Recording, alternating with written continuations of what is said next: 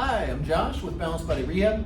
Today I'm going to show you a hip thrust technique to correct for the universal pattern, which means in the universal pattern the pelvis is twisted to the left. In this hip thrust technique then we're twisting the pelvis to the right to bias the right gluteus maximus and the left gluteus medius. The way we do this is you're going to squeeze a ball between your knees to turn off the outer glutes so that you can fire your inner glutes better on the right side.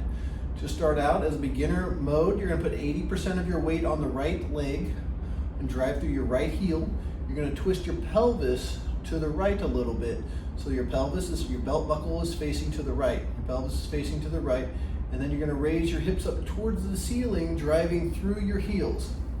If that is easy for you, then go ahead and pick the left leg up, kick it out, keeping your pelvis twisted towards the right, and go up and down here. Now commonly, people will say, oh, I feel it in my hamstring and not in my buttocks. If that's the case, keep your buttocks a little lower and just pulse at the bottom. Squeeze your buttocks and drive through until you can feel it in the buttocks more. As you feel it in the buttocks, raise your buttocks up as high as you can while still feeling it in the buttocks. If you can raise up all the way, then come up to the full height to be fully extended through that hip as you raise through. Again, the pelvis is twisted towards the right with this exercise. And go down. People with good strength in the right gluteus maximus can do this exercise 20 repetitions to full height. So if you can't do it 20 repetitions to full height, then that's your target.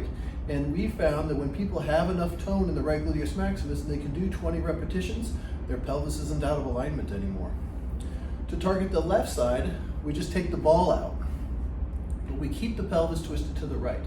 So the pelvis is still going to be facing to the right.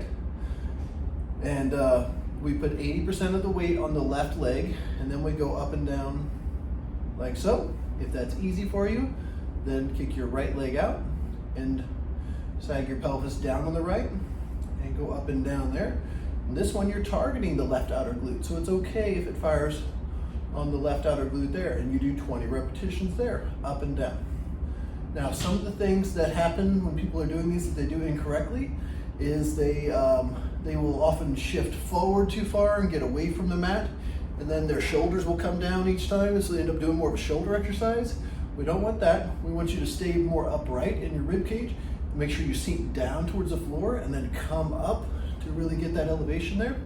And make sure you don't have too much stress in your shoulders. And again, you can lie down and do the exercise like so if needed. Okay, lying down on a bench. You can do this off a weight bench. You can do it off your bed or a sofa at home. That also works.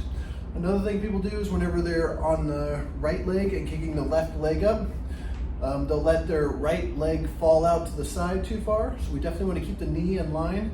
And if you're doing it on the right leg and feeling it in your outer glute, that means you need to squeeze the ball just a little more so you can feel it in the inner glute.